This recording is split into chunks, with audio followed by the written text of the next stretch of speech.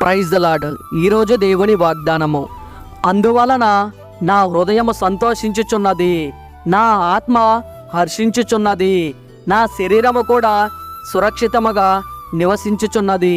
కీర్తనల గ్రంథము 16వ అధ్యాయం 9వ వచనం. వాక్యము విన్నారు కదా. మీ కొరకు చిన్న ప్రార్థన. కళ్ళు మూసుకోండి. మీరు ప్రార్థనలో అడిగి ఉన్న వాటిని మీరు పొందుకొని ఉన్నారని, అవి మీ జీవితంలో జరిగి ఉన్నాయని నమ్మండి. నమ్ముట నీ వశమైతే నమ్మువానికి సమస్తము సాధ్యమే. ప్రార్థన. సర్వశక్తిగల తండ్రి, ఘనమైన గొప్ప దేవుడా, సకల ఆశీర్వాదాలకు పాత్రుడా, మీ దాసుని ప్రార్థన ఆలకించి ఫలింపు చేస్తారని, అనేకులను మీ పాదాల దగ్గరకు చేర్చుకుంటారని వేడుకుంటున్నాను తండ్రి.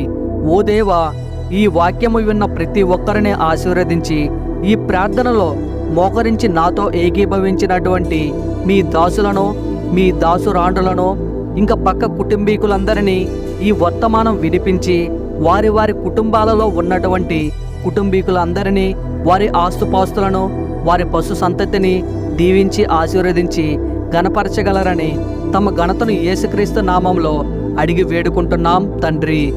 Amen, amen, amen.